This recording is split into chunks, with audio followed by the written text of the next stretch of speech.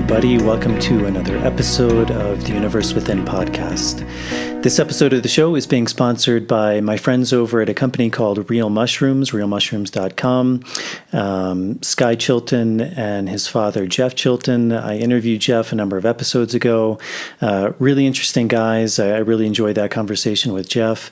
And it's a company that sells and distributes medicinal mushrooms in powder or capsule form. I was really happy to have these guys come on. I think they were very much in alignment with the values of the podcast.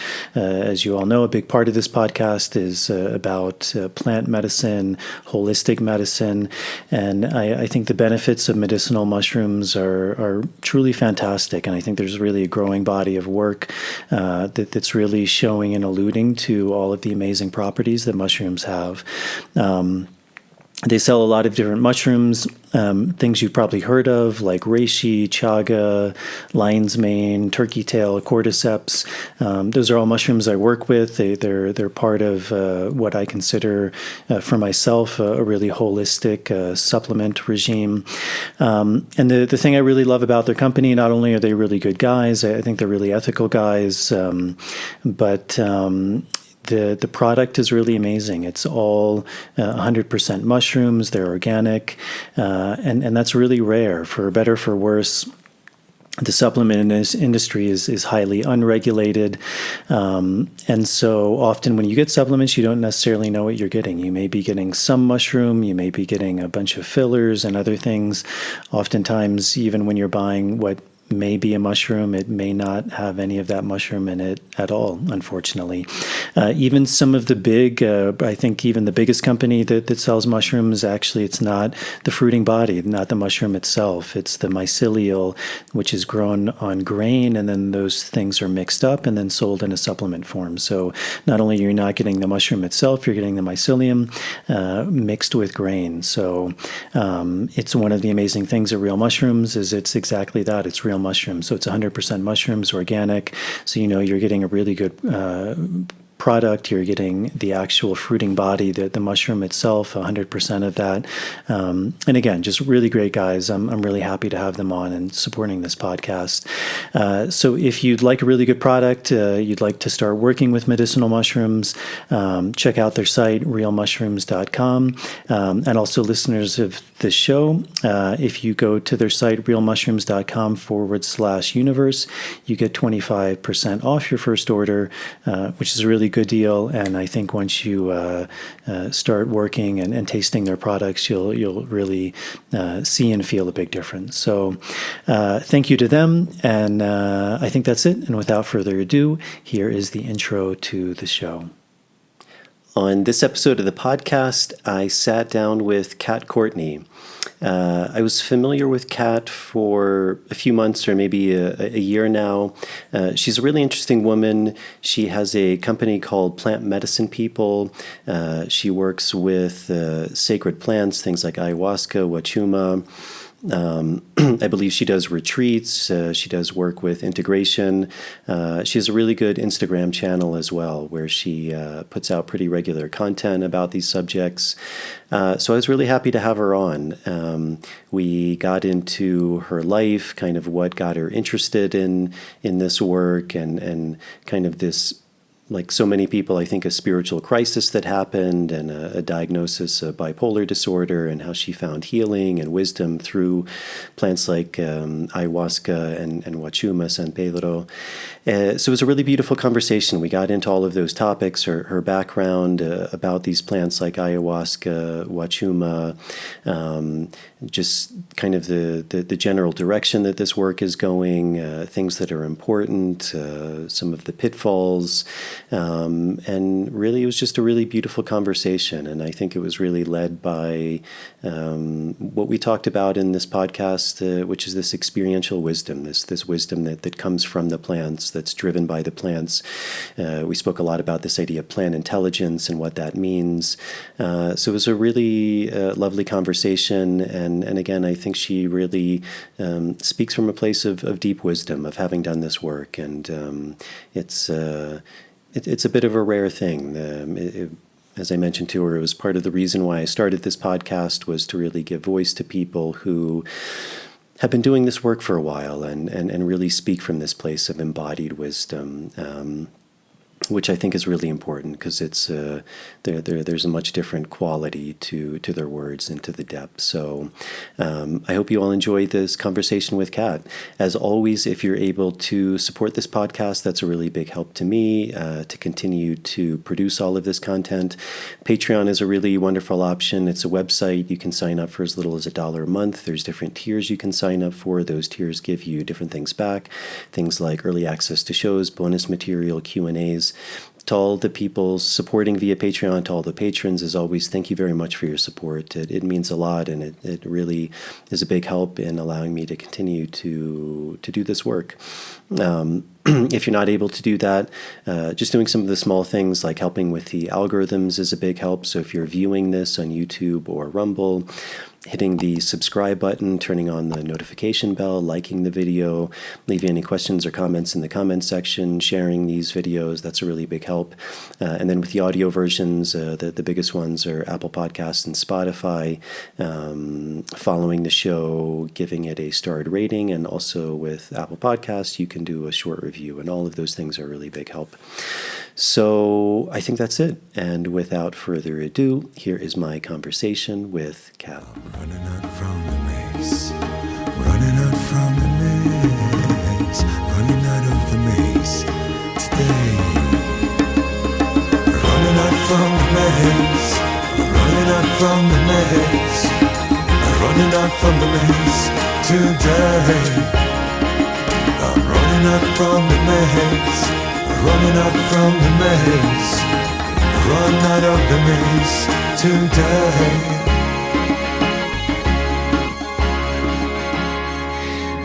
Great, Kat. Well, welcome. It's a pleasure to have you on. I became familiar with your channel a number of months back. I think it was on Instagram, and then someone who was working for you reached out to me about setting up this interview, and I was actually really busy at the time. I was kind of traveling and doing work, so I just got back to her a few weeks ago, but then it turns out she wasn't working for you anymore, but luckily we got in touch and we set this up. So some of the people listening to this, I would imagine, because it's mainly about plants and plant medicine, so they may have heard of you, they may be familiar with you already, but for those that aren't, maybe we could just start with a little bit about you, about Kat and your background, what got you interested in this work, and how you came to do what you do. Absolutely.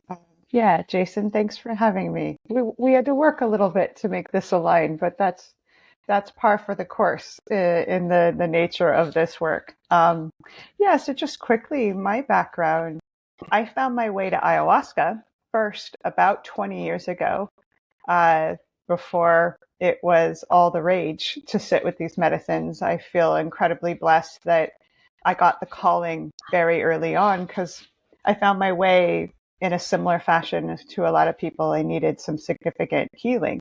I was working with functional alcoholism, bulimia. I'd been diagnosed bipolar, just kind of this typical woman who was lost in the world because I hadn't been taught the tools of self-love, how to work with the very strong emotions that I experienced. And so I followed a guy to the Amazon and fell in love immediately, love at first cup, with ayahuasca, and went back and forth for a couple of years to do my own healing, but kept feeling this calling of, wow, kind of white girl from Montana, learn an indigenous tradition. I worked with a bunch of people before I found my teacher, which is also normal, of just kind of trying to find what aligned with me in this work. And I found a gentleman who is also Western, but trained for 17 years in the Shipibo-Conibo and Quechua-Lamista, just traditions of working with ayahuasca, which, if you don't know, are just a couple of different tribes that have been working with ayahuasca for thousands of years. And he had been trained by Guillermo Arevalo, who is kind of famous for a lot of reasons, but one of which is he's one of the first from the Shipibo tradition to train Westerners to hold ceremonies. So I got blessed that my kind of dream of learning this process was answered. And I trained for 8 years with this gentleman, and then have done my own thing for a long time too. And so that's the ayahuasca history. And then I also trained with the late great Howard Lawler to learn Huachuma. Howard was one of the most powerful Huachumeros while he was alive, and it was his ayahuasca center that I went to for the first time 20 years ago, and so he became a father and a mentor to me. So I carry both ayahuasca and Huachuma, which I think are beautiful representations of the divine feminine and the divine masculine, and such gorgeous medicines to work with in combination. And so it's just been, my journey one step at a time, both blessed to have so many years of experience with these medicines, but also well aware that I don't know much at all in the context of how much there is to know. So it's a very humble walk. I think the longer we do this, the more humble we become, because we become so aware of the vastness of the intelligence of these medicines and of consciousness itself. But I've been, fully all in to carrying medicines for about 15 years now. And yeah, and I also, by the way, work with people in the aftermath and integration. I'm really passionate about integrating these profound experiences so that they can impact our everyday lives. So most of my day-to-day work is focused on integration, but I still do ceremony work a handful of times a year. So what was that like? 20 years ago, it was a much different world. I mean, there wasn't things like we're doing now. Podcasts in general, I don't think existed 20 years ago, but just information like things we're doing now, there was really none of that. I mean, there was very little, if any, literature. There was certainly almost nothing on the internet. So what was that experience like going to the Amazon? As you said, you went with someone, but the two of you are going probably eventually by yourself. What was that journey like of entering this world that as you said, a woman from Montana, I would imagine it's quite different. Can you talk a little bit about that? Like what was those early experiences like, and just entering such a foreign world, and not just in the physical reality, but it's very much another world that we're entering when we embark on this journey of working with plants as well. Absolutely. Yeah. It was both like discovering a best kept secret and also incredibly alienating. Because I came home from the jungle with this awakening of sorts. And I lived in Los Angeles at the time, and all of my friends in LA were just kind of like, okay, glad you had a great trip in the jungle, but they had no context, no ability to understand my experience, basically. And so eventually, it was only a handful of months after my first trip to the Amazon that I left LA. I left the friendship group. It's like I felt like I needed a clean slate, because I just couldn't relate to my old identity, my old life in the same way. And I don't think that's changed so much, even though there's a lot of us doing this work now. It is a common experience to realize that the old version of our lives isn't something we can relate to anymore. Mine was just dramatic in that there wasn't any literature. There wasn't any examples of this. I kind of felt crazy a lot of the time. I felt really, in some ways, damaged or wounded because I was the alien. I was the weirdo. And so I just had to instinctively follow, what I felt called to do, which is to kind of start from scratch. And ironically, I moved to Las Vegas to get sober, which who does that? But why not? If I can do it there, I can do it anywhere. And just started from scratch and finding a community of like-minded people. And thankfully, even though 20 years ago there wasn't a lot of medicine work, it still existed. And I started finding a person here, a person there, somebody pouring in the US. I started uh, thanks to the internet, expanding that network and starting to feel less and less crazy, and just formed a community, one person at a time, around the world. And it just sort of snowballed from there. But yeah, there wasn't, especially around integration, there wasn't any wisdom yet out there. We didn't actually start documenting psychedelic integration until 2017. That was just a handful of years ago, right?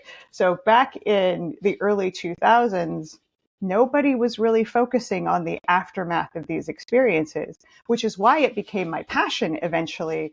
But I was a guinea pig of sorts, in not really, I mean, my therapist didn't know what to do with the ayahuasca visions, nobody really did. So it was a very intuitive, confusing process to get to a place of stability, which is why I'm really passionate for offering that to others doing the work, as I didn't have that for myself back then. You said it took you a while to kind of find your teacher, which I think for many people it can be a common experience, and it's also a question a lot of people have is kind of like where to start, and certainly there is there's a lot of information now, which is good, and like many things, it can even be overwhelming sometimes. But what was that journey like for you? Of like how did that look? It was sitting with one teacher and just not maybe feeling a resonance and going to someone else, or you were kind of guided in that journey. What was that like for you? Yeah. Oh, it's such a good question, because it's something I get a lot from people of how do I manifest that teacher, especially with ayahuasca, because it's important to learn from someone else, right? So it involved a lot of prayer, a lot of just like laying intentions, which is the heart of this work across the board, of being very conscious of what is in our hearts. So I prayed about it a lot, of just feeling a calling to an individual that felt safe, that wanted to show me the way. It did involve, sitting with a lot of different people that it just wasn't quite right. And so there was a lot of courage in saying no to an opportunity that didn't light up my heart, so that I could find the yes. That's really hard. I think often we want to take what comes along because we're scared that the thing we really want doesn't exist. At least I face that a lot, of closing a door and thinking, did I just lose my access to the medicine? But it just didn't feel right. And so it is, when we're manifesting a teacher, it's a lot of self-discovery of what is it that I want to manifest. And so I started getting clearer and clearer with each person I sat with, of, okay, that's not it because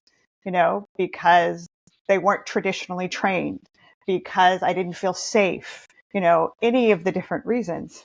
And of course, like it always happens, or quite often happens, I was just about to give up on the quest when someone said, I know this person and I think maybe you'll like him and maybe you should go sit with him. And within 30 seconds of being in his ceremony, I'm like, oh my gosh, this is it. And of course, then he initially said, no, I don't think you can hack it. Yeah, I'm not taking you on as an apprentice. I'm like, okay, well, maybe then it's not meant to be. And then a handful of months later, he called me and said, I keep hearing your name. So I had to give it up for it to manifest, which is one of the core teachings of ayahuasca around attachment, around manifesting from a place of desperation versus trust. So when I let it go, it found me, but it was quite a process to get to that place of it being truly aligned. So that was my story with it. So I would imagine most people listening to this are familiar with ayahuasca, but if there's people listening who aren't, and this is a big question, but how would you describe ayahuasca to people, whether universally or even personally for you? Like what is ayahuasca? What is it doing? What is the story behind it that was, and especially through your own discovery that made it meaningful for you? I love that question. Thank you for framing it in a personal sense too, because it's always personal in how we answer it. So for me, ayahuasca is an expander of consciousness. It is this ancient Amazonian brew, which must involve two plants to create the synergy of this experience of expansion. So a psychedelic plant brew that contains a consciousness that for me is profoundly feminine. She represents the Divine Mother to me. This experience of, connecting with the jungle where she's from, which to me is like the womb of the earth. This wildly conscious, alive, wild space that ayahuasca embodies herself, that is just full of ancient wisdom.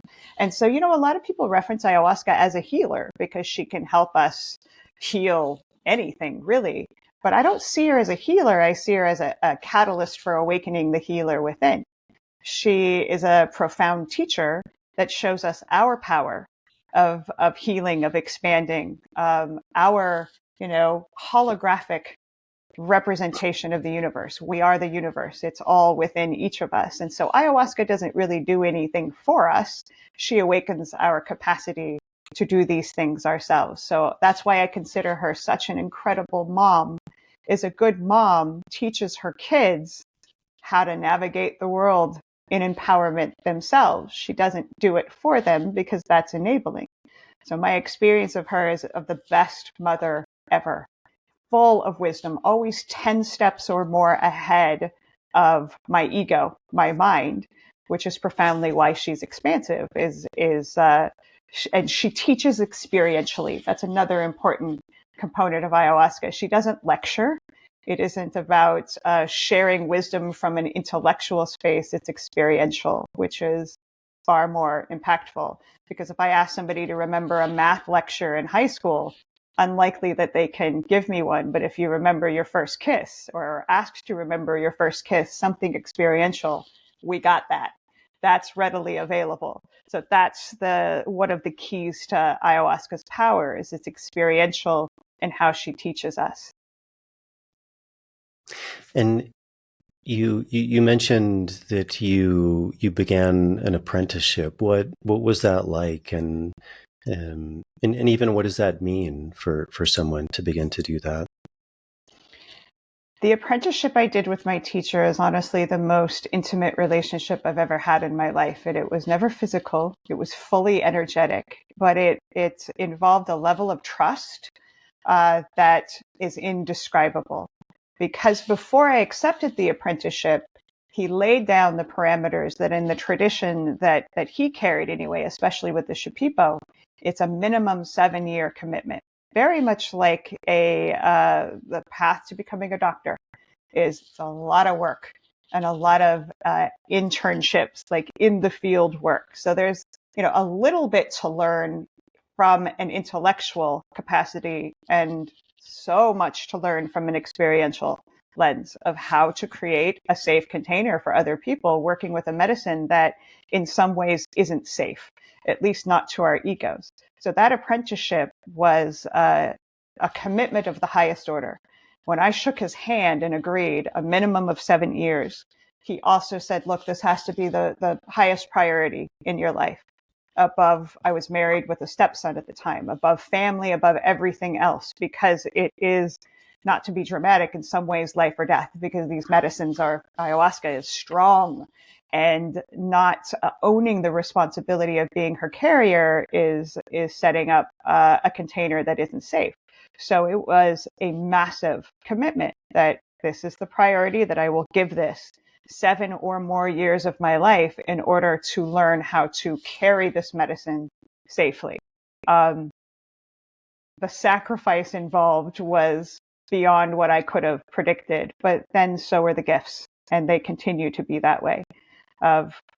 Because when you agree to be a medicine carrier, you're agreeing to always do your shadow work too. At least that's a component that I feel is essential to maintaining a level of safety for other people to sit with medicine carriers, is that our work is never done.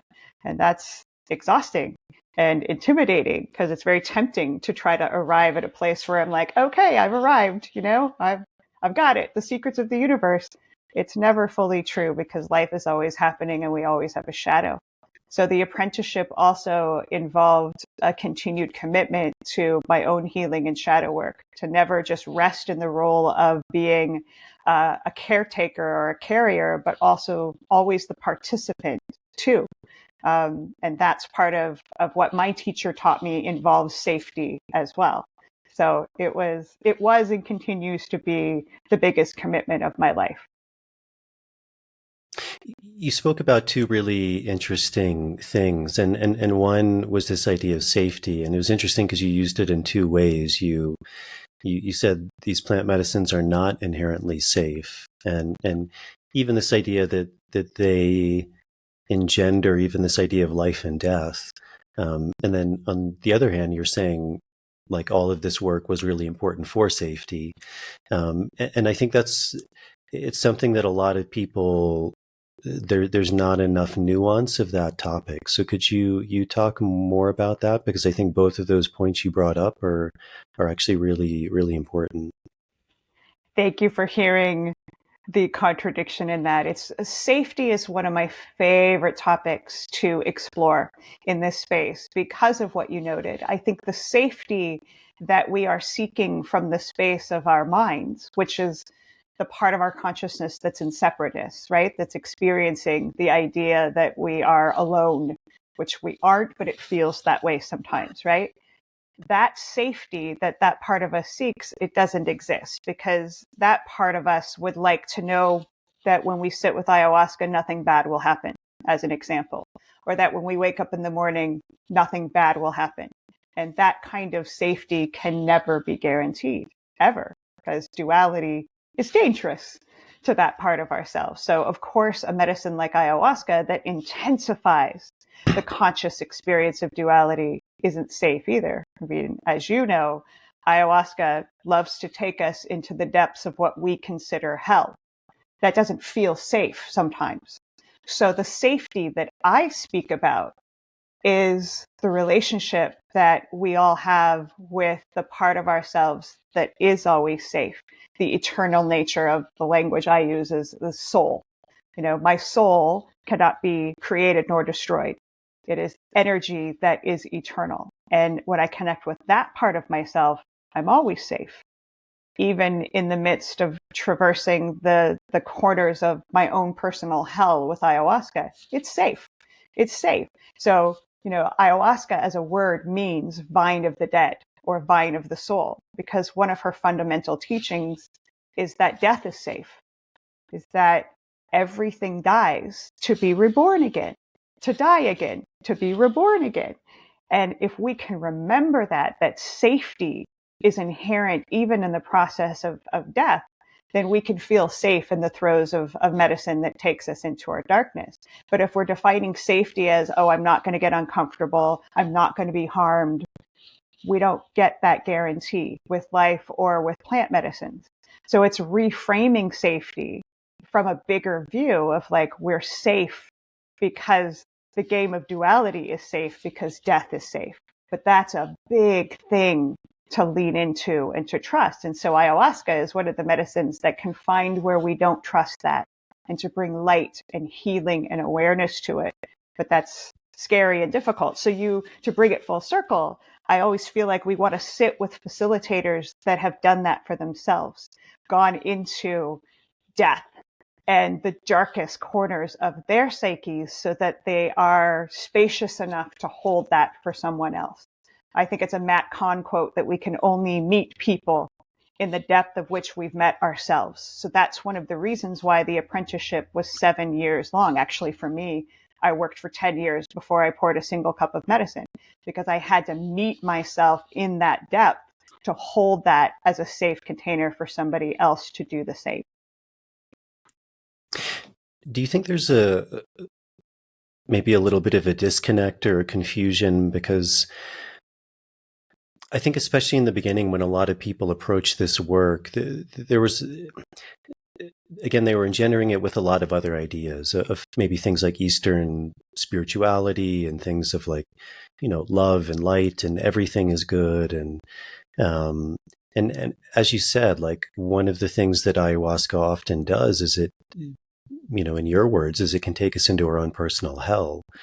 Um, and that's often not what a lot of people think they're looking for. Like they may think what they need from a situation is love and light and gentleness and beauty, and to always see things from a positive side, but maybe in that way avoiding something that ultimately could be that teaching, but that we actually might need to go into something to really be able to say that from a based place, from a place of reality, and not just of the intellect. How important do you think that is in ayahuasca? Because I think that's also something that often gets maybe overlooked. But I think there is something in people who've done this work for a while where that can't be overlooked, because eventually it can't be avoided. And I would argue that's true both for life and working with ayahuasca, is because we're in duality. So yeah, I always want to be an honest messenger on her behalf. That it's very much for me like the opening line to A Tale of Two Cities, that it is the best of times and the worst of times. And yeah, we're often seeking, when we sit with a plant medicine like ayahuasca, to expand our capacity for joy. But if we're in duality, and joy and grief, as an example, are partners, if we want more joy, we're going to experience more grief. If I want to learn more about hot, I have to know what cold feels like. It's just the nature of consciousness. And so while this medicine has been for me the key to being more heart-led and happy and connected in my life, it's also taken me into the hardest experiences I've gone through too, in some ways, because they go together. And so to be honest messengers of this medicine, we have to confront what, in a lot of cases is essentially spiritual bypassing, that we want to go to the all good place. And on the highest level, it is all good. But sometimes what we have to be honest about in order to get to a place of more joy is that right now we're hurting. And right now it's scary. And right now we're in grief. Whatever the discomfort is. It's not avoiding that. It's like, to use an expression ayahuasca has said to me probably a million times. It's like she's teaching me to walk through hell with a smile on my face, so everything becomes heaven.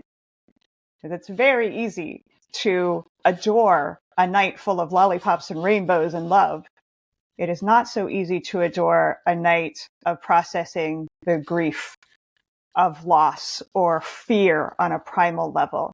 But she's right. If I can crack the code of being welcoming to even the hardest process that I might go through, then everything is heaven. And heaven is a state of consciousness. So that's why she takes us to these places of difficulty, because it's very empowering to learn to say yes to something that's uncomfortable and painful and scary. But that's precisely the way that we can bring joy into any situation. Then it's not conditional. Then we are so empowered that even when curveballs come in our lives, we can say yes. It's like, all right, this is happening. How do I lean in? How do I work with this? Because resistance equals suffering. And so that's why she's such a good teacher of working with the darkness, because it exists, period. There's nothing we can do about that.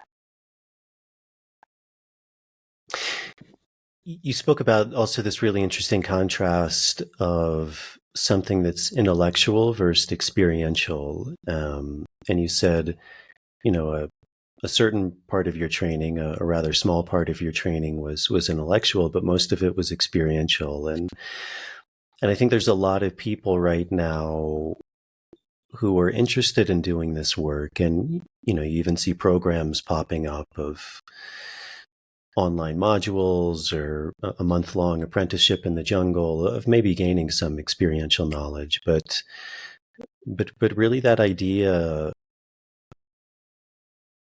which, also, as you said, like these things aren't disassociated from life. I mean, what ayahuasca isn't separate from life. And I think many people, even on an intellectual level, understand that experience always far outweighs something that's intellectual. But even most of our training and, even things like a lot of schools that we go to do tend to focus more on the intellect. So maybe is that something you can talk a bit more about why that experiential, like, and especially if someone hasn't maybe been in an ayahuasca ceremony. I mean,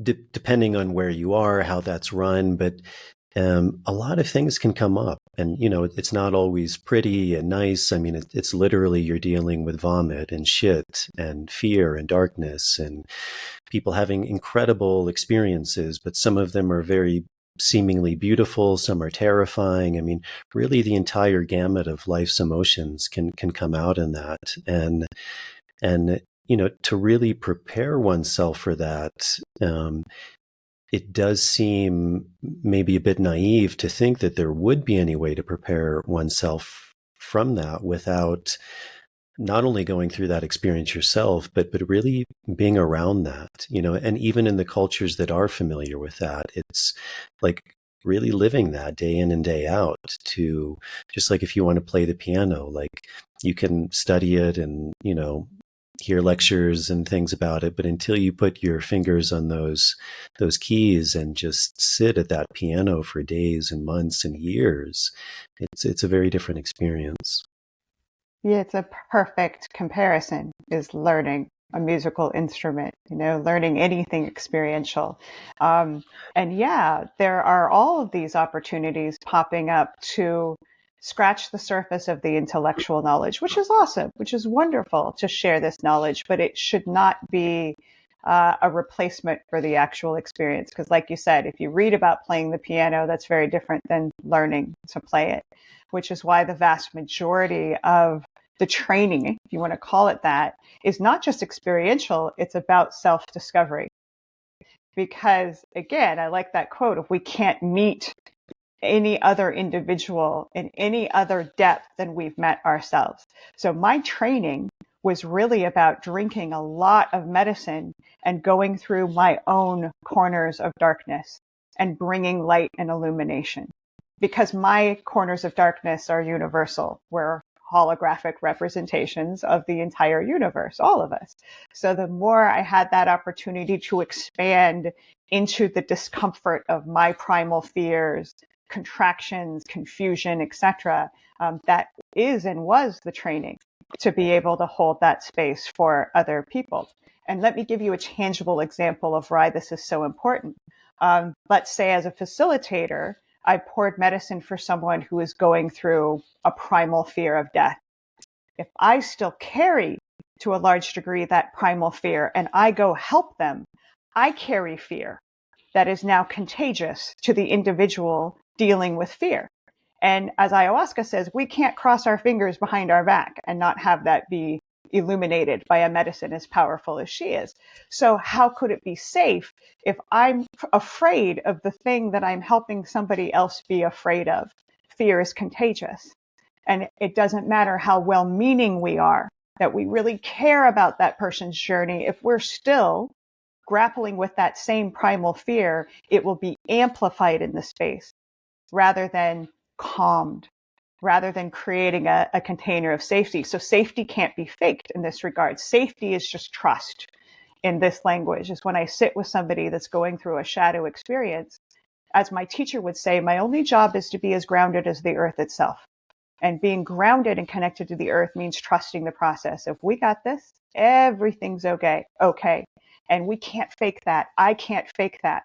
If I don't think it's okay, the person that is sitting in my guidance also is going to feel it's not okay. And that is an awful way to learn. So that's why the majority of training to be a carrier of these medicines has to be experiential. We can't avoid going into the corners of our own fear because that's going to show under the amplification, the illumination of these medicines, and people will feel it. You mentioned a really interesting thing that when you went back, on the one hand, there was very little emphasis at the time of integration, but you said this really interesting thing about like even a psychotherapist or a psychologist, a psychiatrist couldn't understand what you were speaking about. Why do you think that is? Why do you think there's such a split? Because it's a very interesting word. I mean, psychiatrist or psychologist, it comes from the Greek word psyche, which has to do with soul. And, another one of the translations of ayahuasca, as you said, vine of the dead and also vine of the soul. And so at its root, it should be getting at the same thing. And yet, as you said, maybe up until very recently, for the last probably few hundred years, there was somehow a break in language, a different cosmovision, and even to the point of like you were saying, that there is no substitute for that experiential process. And so if those people weren't having that experiential process, obviously it could be difficult for them to understand it. And yet, if you're dealing with the soul, if you're dealing with the psyche, there should be universal language or understanding. So, and even at maybe a more bad extreme, a lot of those people may view someone as having a psychotic break or even institutionalize them. And this is a big question, and I don't know, maybe you don't have an answer for it, but where do you think that split came from? And why do you think that split was so profound and still is, although, as this work gets out there does seem to be more of maybe an understanding, a crossover. But do you have any sense of kind of the origin of that? My sense is that, as often is the case in our learning trajectory as a human species, the pendulum just went so far in the direction of the mind that somewhere along the way, we mistook experience for mental understanding because we're very driven by our intellects in modern culture. And the world has been built up in an amazing way as a result of how brilliant our intellect has become.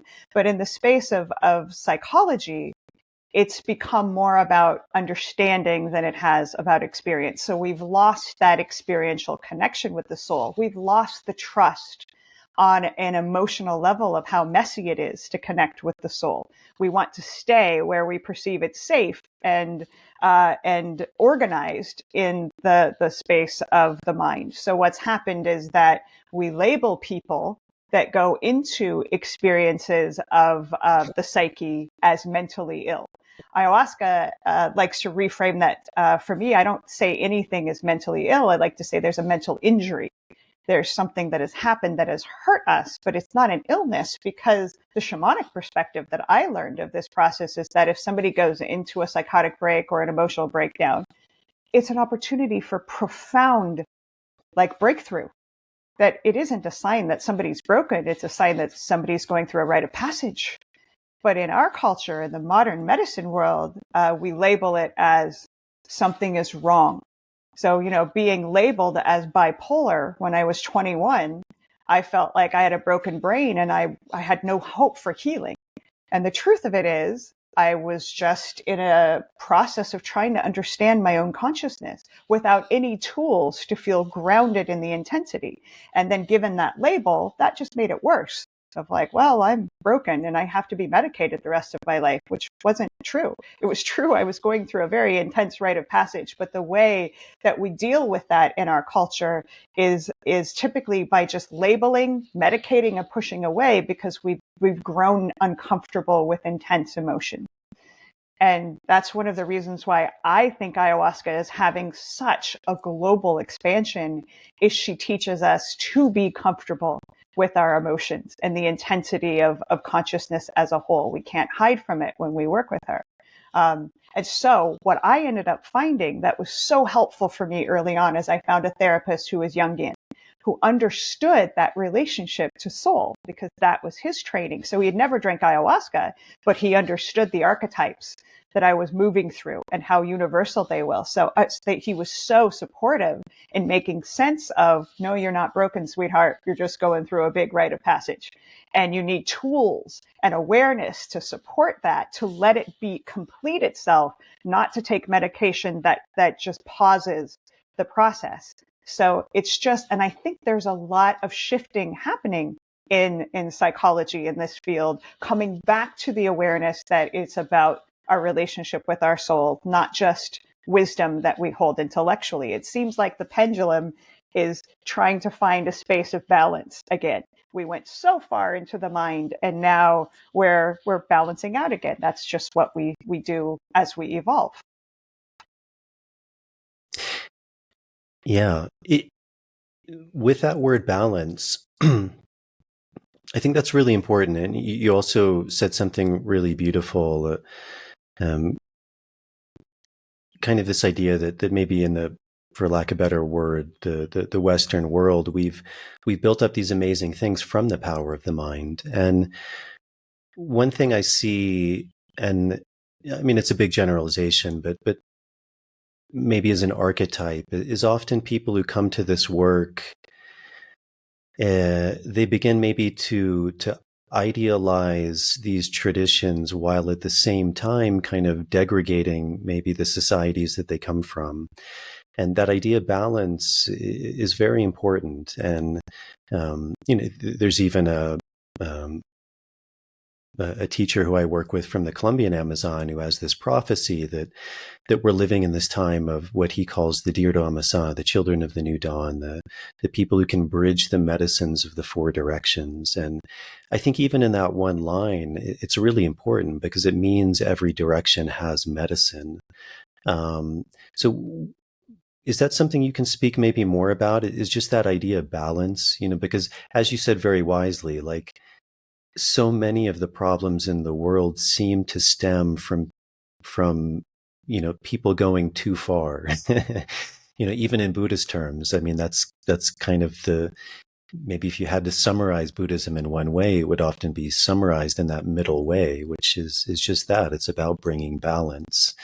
And so kind of that idea, and again, it's kind of a lack of better words, something we have to use, but that balance between the Western world, which is where probably almost all of this audience comes from, for example, and where we're coming from. And yet we're talking about something that, again, in generic terms, would be considered more like indigenous medicine or indigenous wisdom. And where is that balance? You said something so near and dear to my heart, my own learning process right now around just highlighting that sometimes we idealize the cultures that aren't Western, essentially. And one of the teachings that's coming through really strongly for me right now that's related to what you just shared is I have a mentor who is a maestro, born and raised in the jungle, but happens to speak fluent English, so we can go deep into these topics. And he catches me all the time when I sort of shame my culture of the Western world in favor of the indigenous perspective. And he's always like, sweetheart, we do it too. Like bridging this balance and understanding that humanity is humanity. And I think that's so important just to embody more, because we're living in a world that is increasingly divisive, that we are othering each other like crazy, and it's creating so much pain and wars. And really, when you work with medicines like ayahuasca, although there are very different sort of maybe perspectives around being mind attached versus heart, etc., the balance in what we're speaking of is just recognizing that human beings are human beings. And, even if we grow up in entirely different cultures and environments, the core of who we are is the same, in that we suffer, and that we love, and that we have aspirations and dreams. And it's just beautiful in its universal quality. And it's really easy to get hung up on the othering. And so it's something that's really up for me right now in my own process, is just recognizing that that humans are humans, and that I don't want to shame nor idolize any particular culture. Because in idolizing the indigenous beings that I trained with, I failed to see their shadows. I didn't let them have a shadow actually until it was very readily apparent that they did. So there's a lot of pedestals that we're giving in, well, any spiritual space, right? Like, and that creates pain when we make somebody larger than life. We make them a guru rather than a human. It's inevitable they're going to fall off that pedestal. And I think a lot of Westerners, we do that with the indigenous people that we get to work with, because part of its protectiveness is they aren't often a part of the expansion, especially from the perspective of capitalism that is happening. But part of it is our own shadow of idol worship and greater than, so it's an important thing to name in this space, because at least for me, I'm still trying to strike that balance of intense respect and reverence for the wisdom keepers that have been carrying these traditions in for generations in these lineages, and making sure they get to come along for the ride of this expansion that we're on, but not doing so in a way that creates that pedestal and guru worship that's going to inevitably cause more heartbreak. Because I've been through that a lot. And I don't have the answers, but I'm glad for a space to discuss it, to make us aware of it, of really being reverent to these traditions, but not in a way that creates a hierarchy. Yeah. You mentioned a couple times that one of the things you were dealing with, and that ultimately maybe brought you to ayahuasca, was what you were diagnosed with, in that word or that term of bipolar. It's a very interesting, I think, complex, that there's many different ways of looking at it, and many different views of that as well. What are your feelings about this? May be a multifaceted question. One, the benefit of maybe a more Western approach to that. And are there times where something like medication may be needed, or is it beneficial? What are the benefits of working with something like ayahuasca, and especially maybe in a traditional setting, or maybe also in a more modern setting, working with, maybe not ayahuasca, it could be maybe, synthesized psilocybin or MDMA or something like that. And also, are there also risks with doing that, which I think is maybe kind of what I alluded to in the controversial aspect of it, because I think it's something that certainly hasn't been studied in the Western modality of studying that, although it is beginning to get studied. But maybe from your experience, and again, I think because that was something you're familiar with, and because you've been doing this work for a while, do you think there are solutions for people who've been diagnosed with, as you said, mental injuries, which I think is a good way of putting it, working with these traditional systems? And are there also limitations to that need to be seen as well? Absolutely. Yeah, beautiful question. So first of all, I totally feel there's a place for modern medicine's view of dealing with mental injuries. So if somebody is truly in a space of being of danger to themselves or others, medications can be like a life raft that helps to, pacify the intensity in a way that is manageable. So 100%. Like, even though I am a champion for shamanic medicines and indigenous traditions of healing, that doesn't mean if I hack off a limb, I'm not going to an emergency room to say, help me with this. Modern medicine has some incredible advancements that we're so blessed to live in the age to enjoy, right? But modern medicine is more about that acute space of trauma rather than a long-term process of healing. And so for me, once somebody's out of what we'll call the danger zone of, okay, now let's get to the root of this injury. Like, what is this about? Is it a mother wound, a father wound? Is it a trauma from childhood? What is it? And when we're on the medications, they kind of press pause in the processing of the trauma which is great for survival, but not great for healing. And so, to answer your question around what environment is most appropriate essentially for healing. Is it an ayahuasca ceremony in the Amazon? Is it a clinical space with synthetic psilocybin? I feel like that's a really personal exploration for each individual. And the way that I always frame it is back to our topic of safety.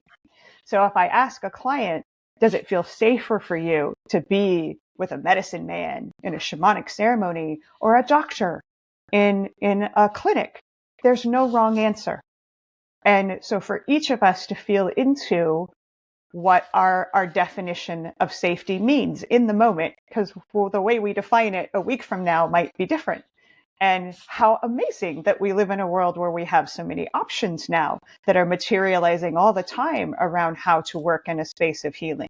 So there's no wrong answer, but we want it to be, in shamanic terms, we call it a calling, that I feel called to sit with ayahuasca, that there's this mutual invitation, not that we're trying to fill a square intellectually speaking of like, well, I've read on the internet that ayahuasca works for this. Well, okay, maybe, but there are many other things that could work for what you're dealing with too. What are you called to? And that is the opposite of what modern medicine typically teaches, which is just trust your doctor, give away your sovereignty, your authority around your own body and do what you're told. I think that's one of the awakenings that's happening in a space of balance right now across the world, is that we're coming back into a place of being responsible and accountable for our own well-being, because there are so many choices. So there's no wrong answer. Synthetic, organic medicine, shamanic ceremony, clinical space. It's like, what feels safe? What am I called to do? One step at a time. And so that looks different for each of us. But I think the self-discovery to really feel into that is essential, not just giving away our power to somebody else because they say it will work. We want to feel like, does it feel like it's what I am called to do? And in that space, I feel like we can't go wrong, because there are risks associated with all of this. And so we want to be discerning, but also feel our way through it, not just try to intellectualize it.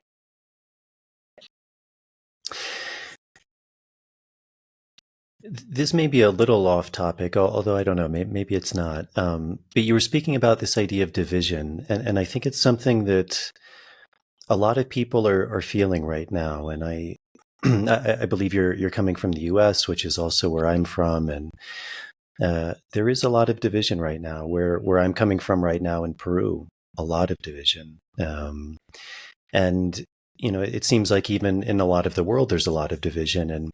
And do you have a sense of maybe where that's coming from? What are the roots of that? I mean, we're certainly not living in a unique time, which I think we often think as well, that, things are worse now than they ever been.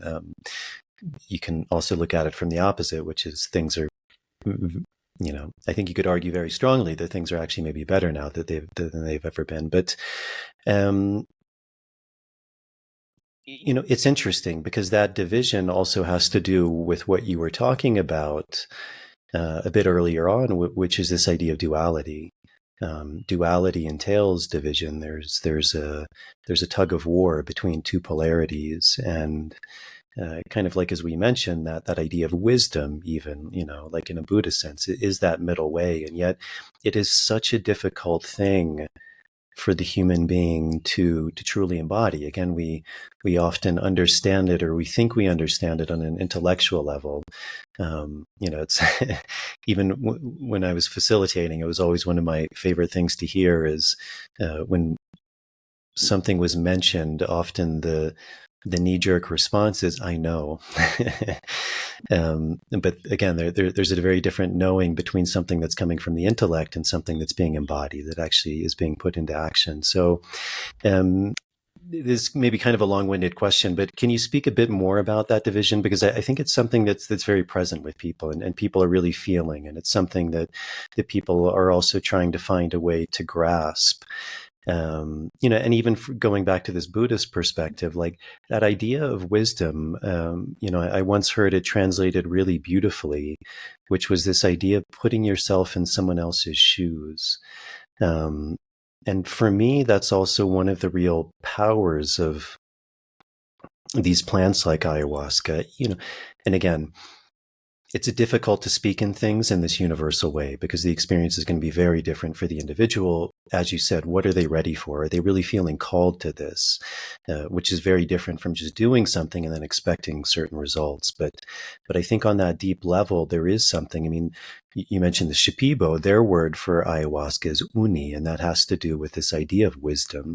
And so for me, that idea of wisdom, that idea of putting yourself in someone else's shoes is very vital and maybe very needed for this time of division. But again, a long-winded question, but can you speak a bit more about that idea of division within the world? But as you said, like these plants aren't separate from the world, and these plants really take us into division as well. You know, even that idea of, you said, like the soul, who we are, what is our identity?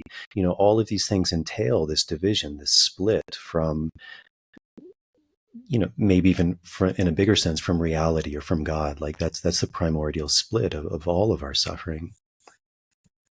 Wow, yeah, so beautiful. Thank you for bringing this in because it feels like a core wound that is essential for our understanding and integration in order for humanity to evolve. And it reminds me of a sit I had with Aya many years ago now, but where I was basically trying to understand what is it that we're trying to heal right now as a human culture.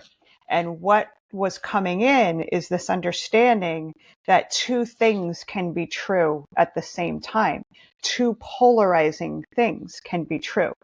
And that there's a maturity in being able to sit in, let's say, a disagreement in how you and I might see the world, but to let both of us be completely valid and true in our perspectives.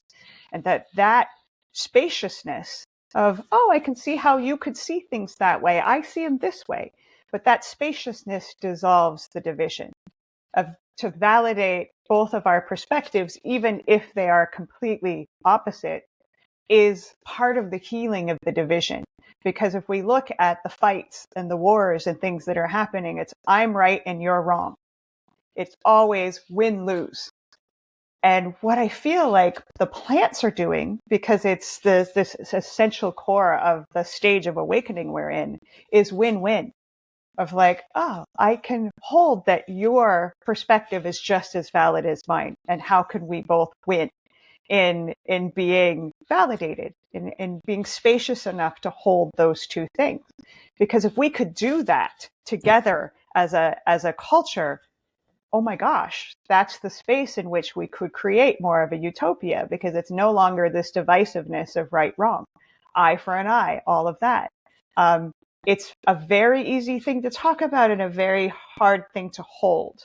But what the plants help us do, I think, is do that for ourselves, is to recognize that when we get angry or we other somebody for their behavior, as an example, that darkness is in us too.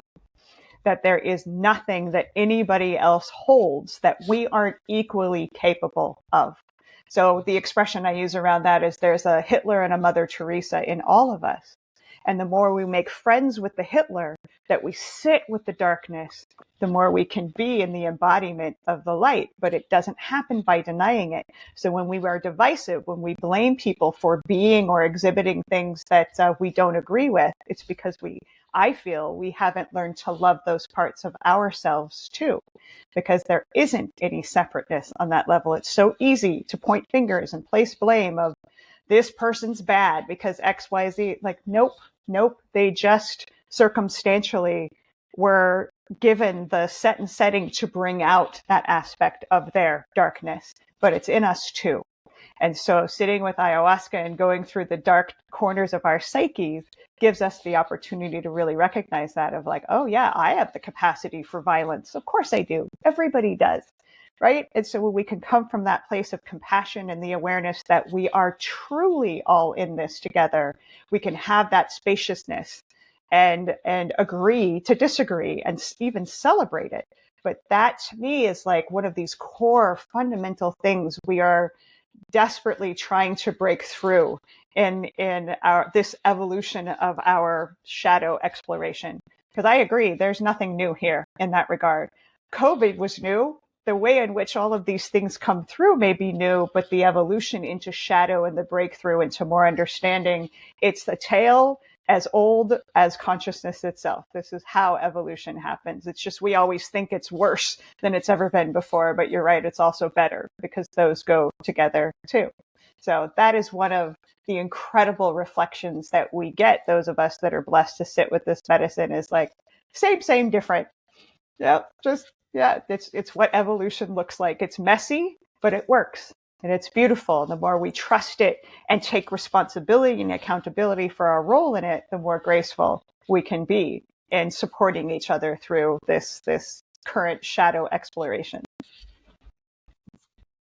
Yeah, I think that's super important. It reminded me of this very beautiful quote, which is, it's better to be a warrior in a time of gardening than a gardener in a time of war. And I practice martial arts, and I feel much more comfortable around a trained martial artist than I do someone who's not trained. Because that person has learned the discipline, they've learned the art of warfare, and they've also learned how to contain it, and also why it's important to never use it unless you absolutely have to. And I think that's a big part of, as you said, that this work of plants is really going into that darkness and understanding that within ourselves, because that is the only way that we can truly transform it and transmute it. And also just a powerful statement. And I like that you took it to that extreme of Hitler, because that's kind of the archetype of like all the evil in the world. And yet Hitler was a baby, and Hitler was a human being. And there were reasons that he did what he did. And if we don't understand those, then we're just as susceptible for those things happening again. And the only way is to actually understand those and not just label or divide, because then we just continue that same patterning. In the beginning, you used this idea of plant intelligence. And I think for a lot of people, that's maybe kind of an oxymoron, although even in our more scientific study,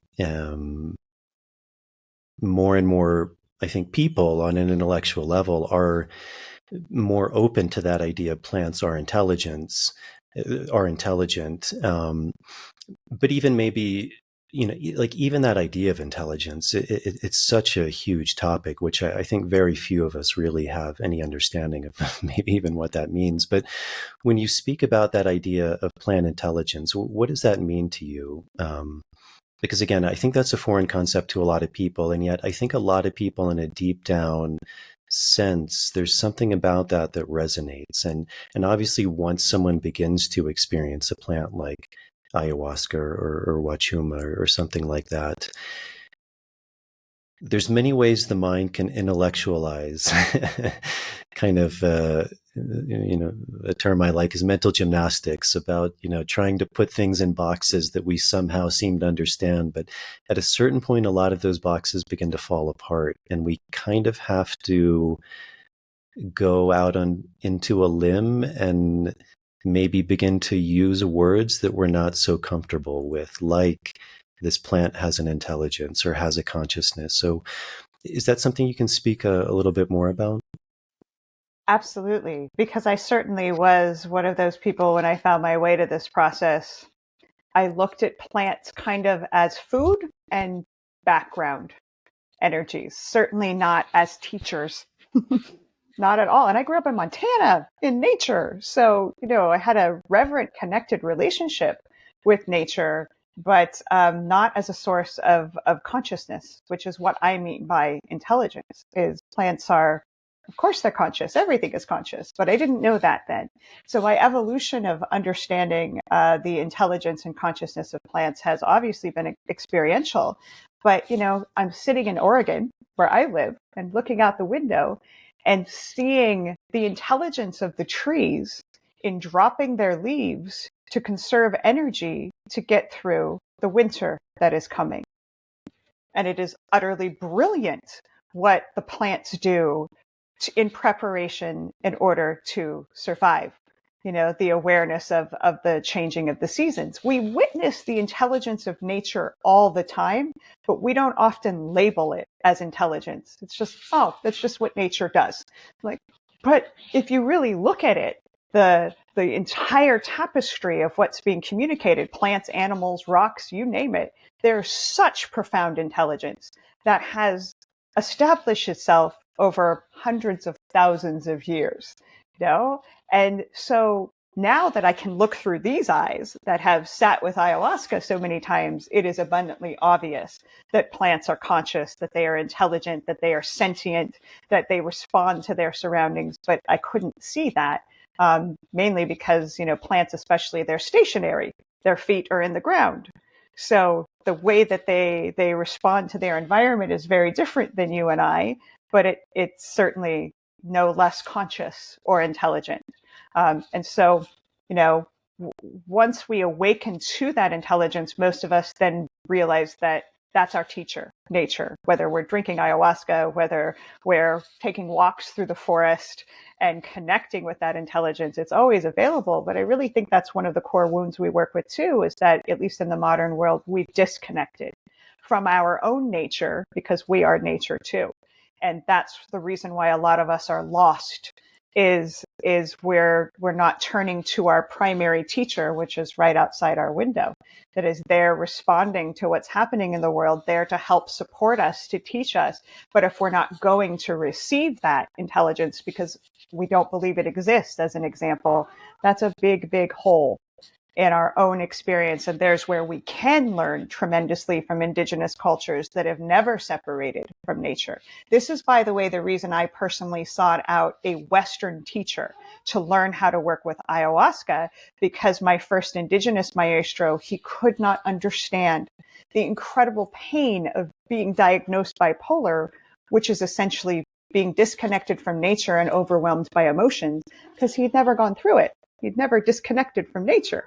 So I was like, I got to find somebody who's Western that understands this psychosis, but that holds this indigenous training and can build that bridge for me, because I didn't feel understood. And because it's hard to understand, I'm sure, if you've never disconnected from the intelligence of nature, what that might feel like. And it's one of our core wounds in the modern world, because it does make us feel crazy. Yeah. Just to play devil's advocate, I think more from that intellectual point of view, like I think maybe, for example, a response would be, so for example, you said, well, the trees, there's an intelligence that knows when to let the leaves fall. I think some people would argue something along the lines of, well, that's just countless years of evolution, that, some trees didn't do that and they died out, and the ones that did that happened. But there's no real intelligence there. It's just a process of a physical reality that we live in, that's why that tree is now doing that, because it's beneficial to its survival. And that really all of nature works that way. It's just a mechanism.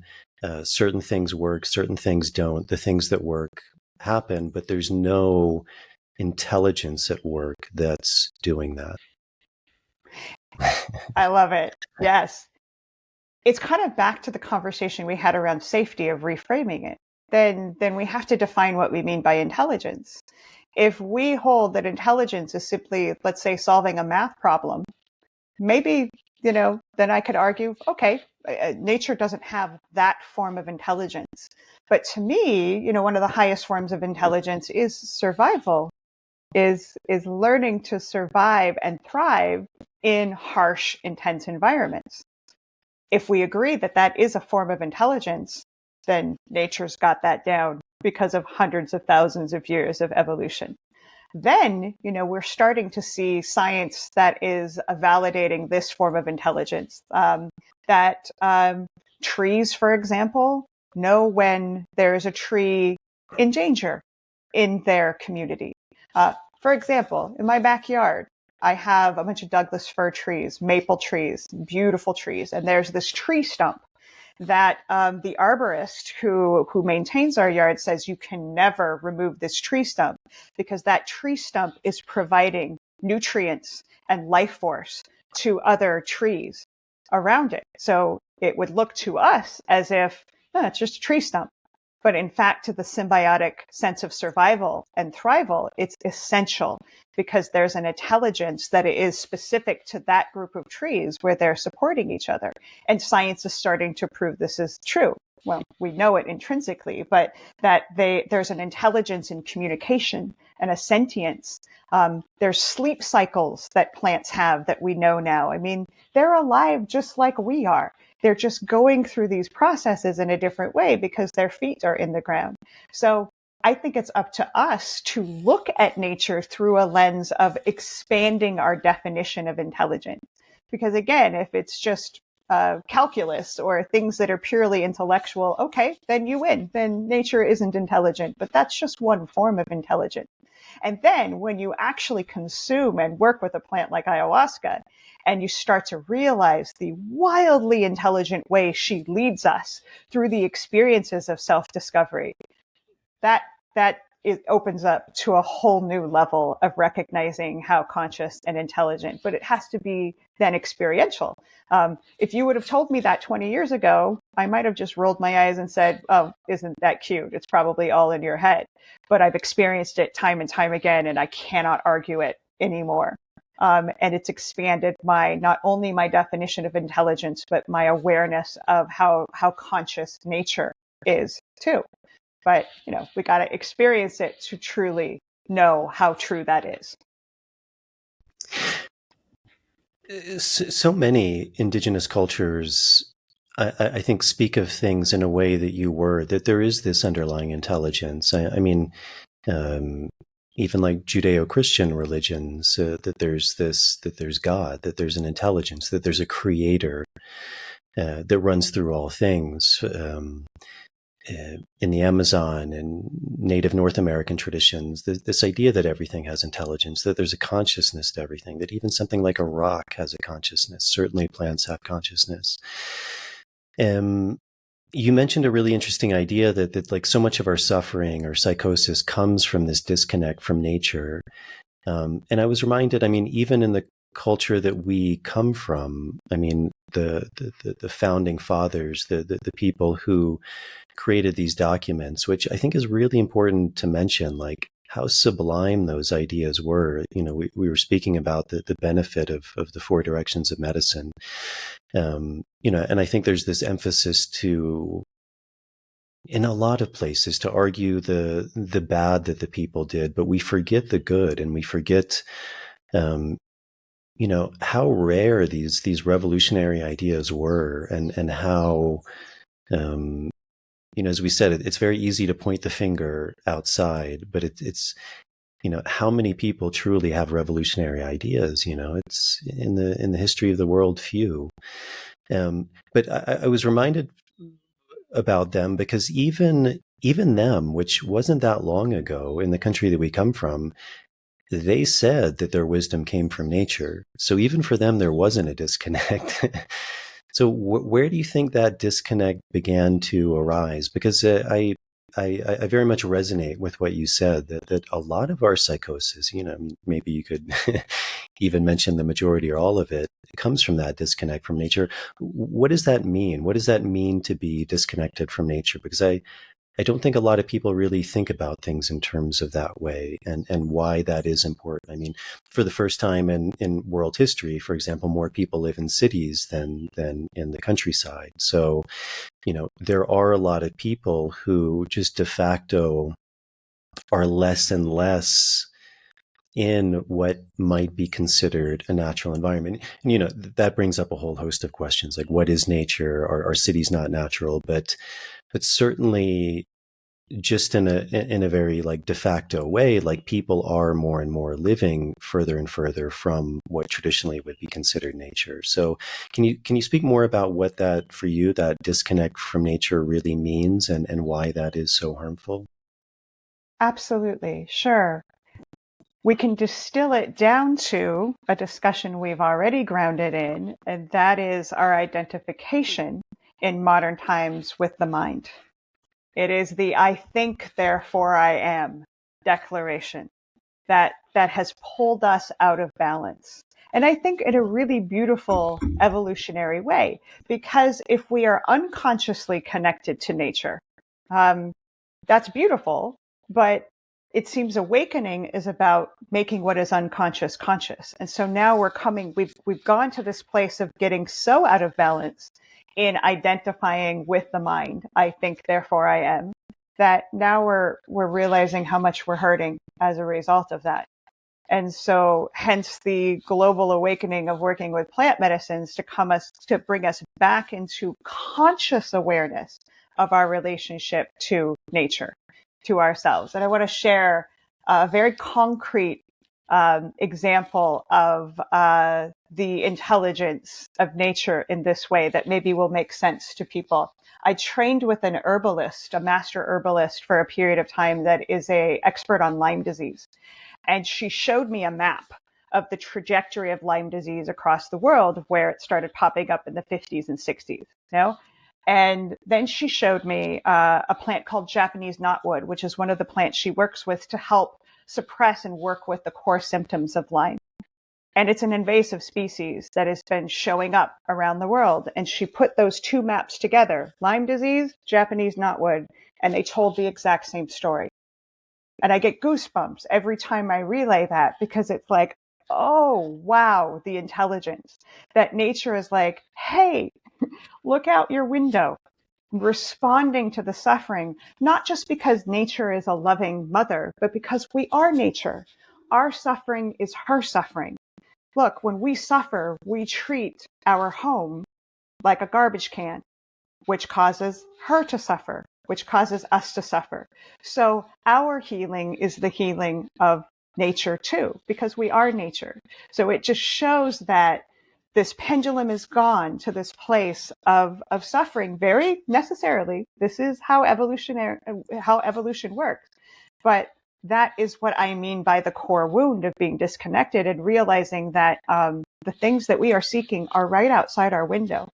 And if we live in the city, we can bring the plants indoors. There's never an excuse that we can't be connected to the four directions and the four elements and the aspects that make us up on a physical and energetic level, and that make up every single part of the world. So it's the good news is it's always available to reconnect with, no matter where we are.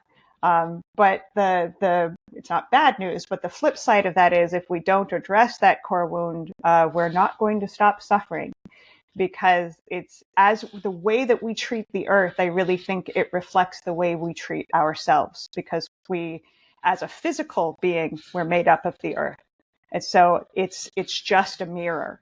And I think you're right that all of the psychosis in some way or another comes back to that. Comes back to this disconnection from who we are as earth beings. We're of the planet. And so if we're treating her poorly, we're treating ourselves poorly, and that hurts. But that's what we are healing. Yeah. In the beginning, you said that one of your real passions right now is integration. Can you speak about that? Like, what is integration? Why is that important? I mean, certainly, I think people who are maybe a bit more involved in plant medicines, it's kind of they're familiar with that word, they may be familiar with that process, but just speaking more about that, like, what does that mean? Why is it important? How does that kind of interweave with the work of plant medicines? Yeah, it's funny because it's a word we're using quite frequently now, but you ask somebody to define it and we typically trip over our words of like, well, what is integration? So for me, integration is exactly what we're talking about in like not letting the wisdoms, the insights, the experiences we're having, not just in plant medicine spaces, but in our spiritual journey, not letting them stay only in the intellect. Because I don't know how many times I've sat with ayahuasca where, I'll come up against something like victim consciousness of like, well, I know that I'm not a victim to the things that happen in my life, but I can tell it's not embodied, which is the word that I use instead of integration. I use embodiment. Is a lot of good intellectual wisdom does if it's not permeating in every cell of my being, if I'm not walking in that truth.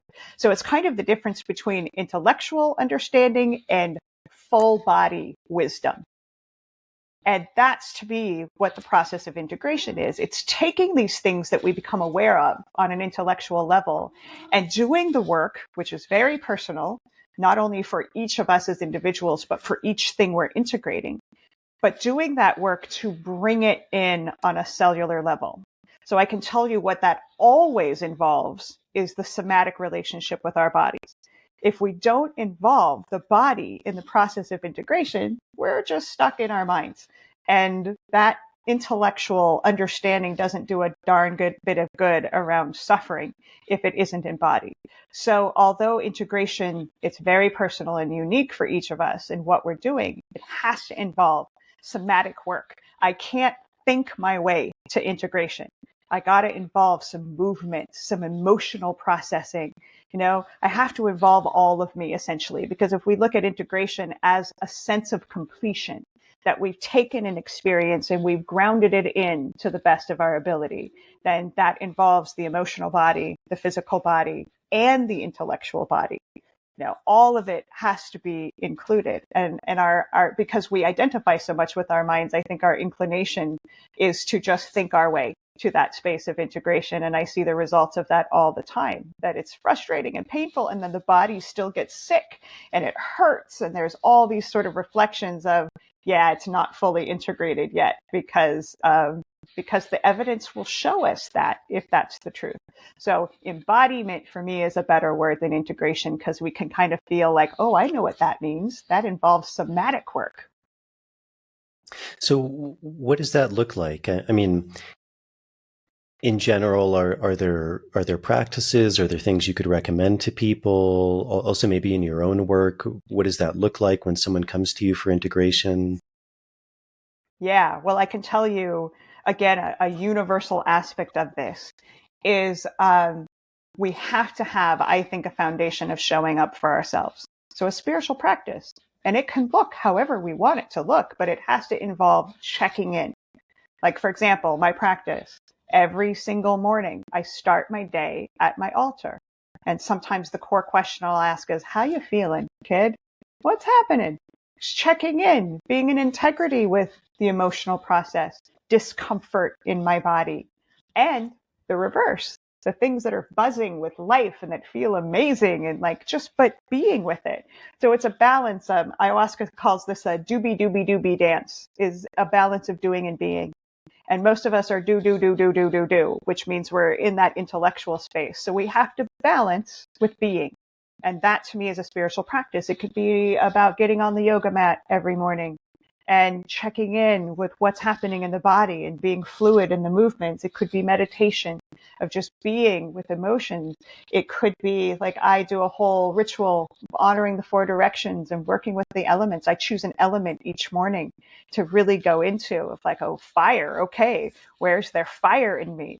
There's so many ways to look at this, but the core of it involves checking in with something other than just our thoughts. Being conscious and aware of what the body is experiencing, what our emotions are. Journaling, of course, is a beautiful part of the practice of just telling the truth about our experience, because we can't do anything with what we're experiencing if we're not being honest and being aware of what that might be. So it's just basically committing to doing something other than intellectualizing the experience we're having as humans. So if people don't have a foundation of a spiritual practice, it's unlikely that anything's coming to the surface around what's next in terms of their healing journey, because they're not listening. They're just thinking their way through. So that's the foundation. And then from there, when we're showing up every day for ourselves, insights come, homework comes of like, oof, I'm feeling like I need more time in meditation, or wow, I've got stagnation in my body. I need to move more, whatever it is. But if we're not checking in, we're not going to know.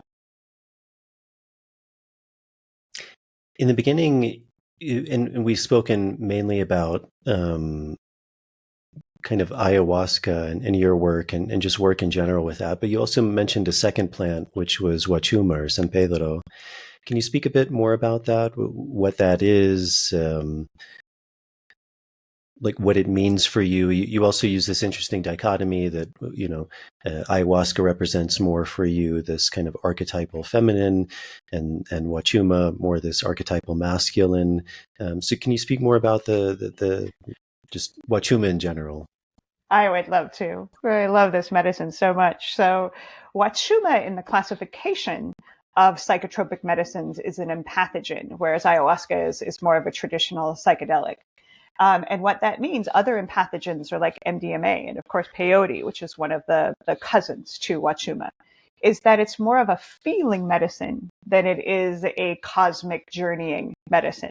So Huachuma is much more in the body, and he is heart medicine. So I love working with Huachuma on the tail end of working with ayahuasca. Say in a given retreat, we work with ayahuasca a handful of times and that we end with Huachuma because he helps with integration, actually, because he's more embodied. He shows us the truth of what we're carrying on a physical and an emotional level. And Huachuma is the medicine that taught me that it is safe to feel my emotions. Not only safe, but essential for my healing journey. But it's very different than the sort of DMT fueled cosmic intense visual experience that ayahuasca can be. When Huachuma is challenging, it's challenging because he's bringing us into intense processing of emotions like grief or anger. It's not to say that there isn't a visual component, but the visual component with Huachuma for me is kind of like the veil is lifted, and I can see the world as I perceive it really is, alive and so colorful. And I can see the life force of plants and rocks and humans. It's kind of like Windex for, all of our senses, really. It brings us into a much more heightened, aware, connected space. With Huachuma, when I'm really deep in that portal, it's just so abundantly obvious how connected we all are, how we truly are nature, but it's obvious in an experiential way. It is not a thinking medicine. I think Huachuma is having a start of a renaissance because of that, because when you're really deep with the energy of that medicine, there's not a lot of thought at all. It is purely presence of like, wow, a tree, and, feeling the beauty and the life force of that tree, just feeling. I love it when I realize I've been deep in the portal of Huachuma for a long period of time and I haven't been thinking, just been feeling and experiencing and processing. And boy, do we need that balance.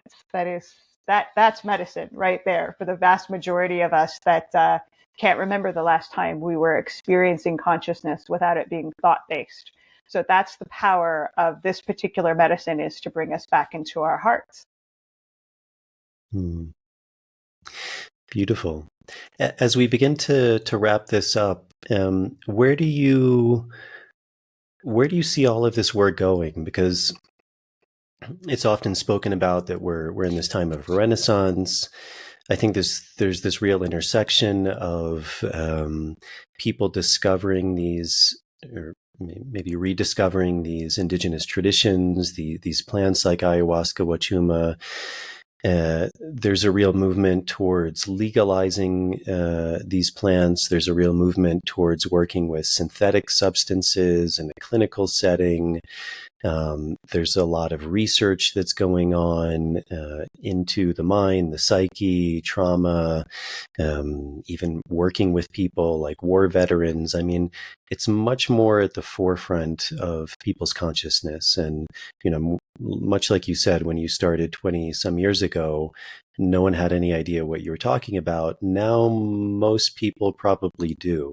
Maybe not in depth, but it's somewhere in their consciousness. It's somewhere in their radar. So do you have any sense or maybe of where this work is heading, and maybe positives and negatives of that, of like, coming from your experience, like how are ways that this work can really move beneficially into society, and also are there things that maybe we need to be careful of as well?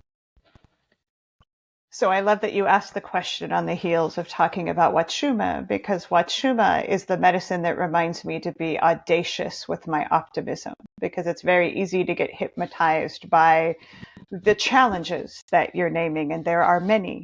The challenges right now that are very apparent is just sort of the way that the Western world sometimes takes full possession of indigenous understandings and wisdoms and medicines and puts them in a lab and regurgitates them without the organic consciousness and tries to make them cures when in fact they're catalysts. And so there's a lot that we have to learn, that we are learning, around sacredness, around reciprocity, around our relationship as being part of nature.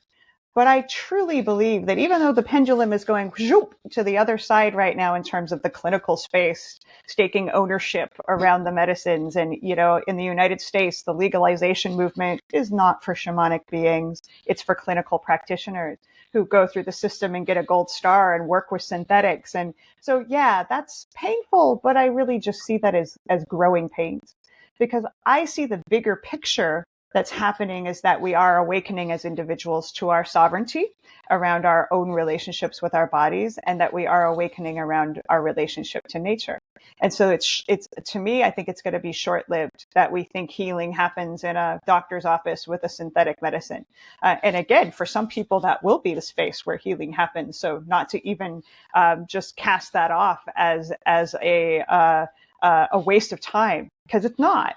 But it's not the end of the story if we're not healing our relationship with nature. So I am audacious in my optimism that I feel like the timing of this movement with plant medicine is also part of the greater intelligence, because if we don't get in right relationship with this planet as a species, she's going to flick us right off. Because a lot of us feel that sort of conflict of, oh, the clock is kind of ticking. It's pretty intense right now. But I think the plants have come in and to support us in that, of like, hey, it's okay. You were supposed to do this. You were supposed to go into your shadow, abuse your home, abuse yourselves, abuse each other, but not forever. So they're supporting us in healing those parts of ourselves that's created that conflict. And so I see what we're going through now as a last big contraction around fighting for the right to be destructive, essentially. Fighting for the right to say, screw the planet, screw each other, let's just fight, basically. But a lot of us are like, no, that doesn't feel like a place to stay in. You know, the evolution is all the things that we've been talking about. So for me, the train has left the station in terms of the tipping point of awakening. The evidence might be otherwise in terms of the headlines, but that's part of the deceptiveness of the darkness. It would like you to believe it's the whole story. It's not the whole story. Because 20 years ago, I wasn't having conversations like this every day. Now I am, with people all around the world that are waking up to this. And that gives me tremendous hope that we're cracking the code. We're figuring it out, and that this contraction we're in now is just a contraction. And what do we say about contractions? They're what women go through to give birth.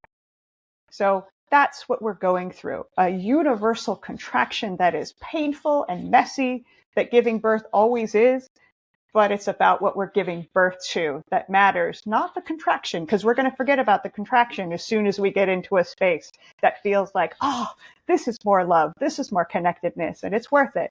So Huachuma keeps me in that audacious optimism that we're moving someplace absolutely magical. And yeah, I can feel that. That's what drives me every morning when I get up and do this work. It's working. We're getting there. And I don't believe the headlines, because that's just a tiny part of the story. Wonderful, Kat. This has been wonderful. Is there anything that we didn't touch on that you'd like to talk about before we come to a close? Well, the last piece that's coming in, I just kind of touched on it a bit, is the reciprocity, is just to remind each of us that because we are nature, the essential part of our own healing involves giving back.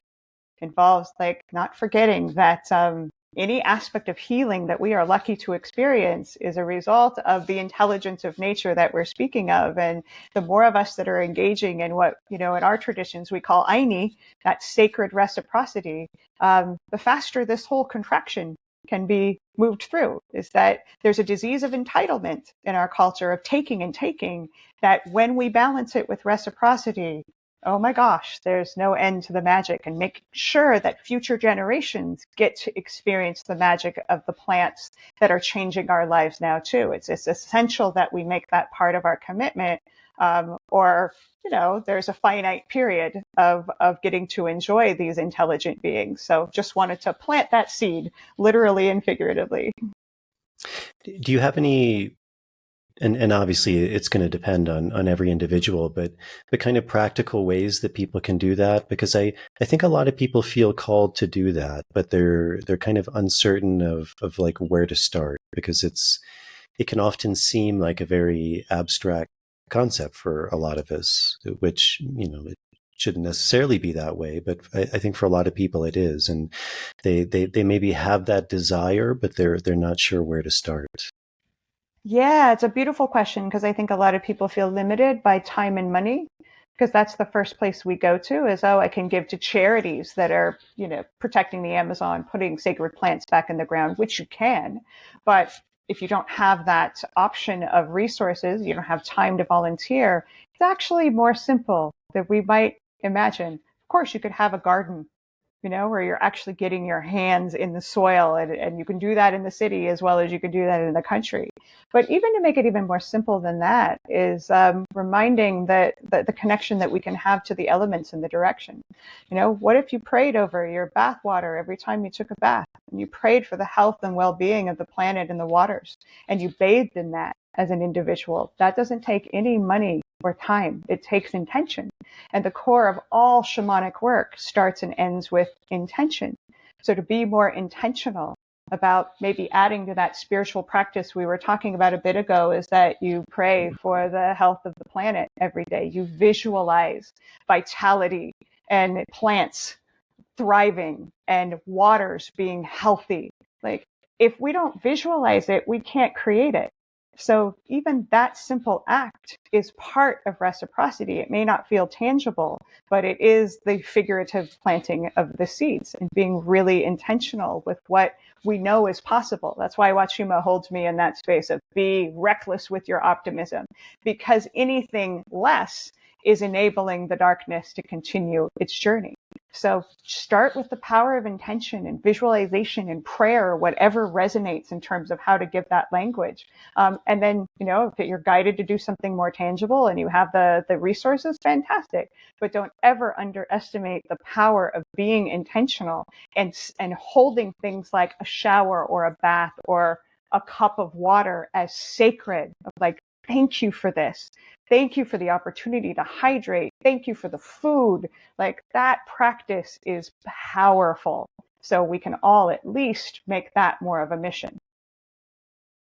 Yeah, great. Well, Kat, if people are interested in learning more about you or the work you do or working with you, contacting you, what's the best way for people to do that? Thank you for asking. My company is called Plant Medicine People. So people can go to plantmedicinepeople.com, and I have a blog and course offerings and all kinds of things. You can connect there anytime. Wonderful. Well, thank you very much for coming on and sharing. It's really been a pleasure, and I think you hold and embody a lot of that wisdom of plants, which very much, as you said, is also synonymous with life and also comes from experience, which is something that's really, really invaluable, and it can't be replicated. And I think more people like you are really important to really speak about this work from an experiential place and not just, and again, not minimizing the importance of the intellectual space, because there is an importance to it, but from that embodiment, from that experiential place. It's something that's not replicable. Like, you have to do the work, and it shows. So thank you very much for coming on. And I hope, some people reach out to you and continue to help with the work you're doing. And again, just thank you very much for coming on and sharing all of your wisdom. Thank you so much, Jason. It's been an honor. All right, that's it. I hope you enjoyed that conversation with Kat. It was really a pleasure for me to have her come on and share in her wisdom, which I think she has a lot of, and she speaks really beautifully and eloquently, I think, about a lot of truths of this work, and again, really speaking from a place of deep experience, and I think it really shows. So I hope you enjoyed that conversation. As always, if you're able to help to support this podcast, that's a really big help to me. Patreon is a really good option. It's a subscription service. You can sign up for as little as $1 a month. There's different tiers which give you different things back, things like early access to shows, bonus material, Q&As, as we talked about in the podcast. I like that website and that it works on this idea of reciprocity. So if you feel like you're gaining something from this podcast, it's a really beautiful way to give back, and then also to receive certain things back from that giving as well. If you're not able to do that, as always, just helping with the algorithms is a really big help. So if you're viewing this on YouTube or Rumble, hitting the subscribe button, turning on the notification bell, liking the video, all of those things are really big help. And then with the audio versions on Apple Podcasts and Spotify, leaving a starred rating following the show, and with Apple Podcasts, leaving a short review is also a really big help. So my next episodes, I believe after this, I'll be releasing an episode where I was interviewed, speaking a lot about tobacco and the medicinal aspects of it, the idea of doing a plant dieta, the power of trees, how they teach us, what the archetypes are, also speaking about ayahuasca. It was a really good interview, and I think and hope you'll get a lot out of that episode. I have a woman coming on named Lila Lieberman, who also does a lot of work with plant medicines and has studied in various traditions in the Amazon and I believe Australia and South Africa, where she lives. I've listened to a few of her talks. She was recommended to me, and I think just a really beautiful person and speaking really, again, from this place of deep experience of this work. So that should be a really good conversation. Hopefully, I mentioned this a few times, but hopefully we'll be able to line this up, is a local Quero guy named Victor, who I hope to bring on. It's been a little tricky trying to find a time with that. And I think that's all I have lined up for the next few episodes. After that, I still need to play around with the order of how I'll do things. But as always, I hope to bring on some really fascinating guests. So thank you all for tuning in. I hope you enjoyed this episode. I hope this finds you all well, and I will see you all on the next episode.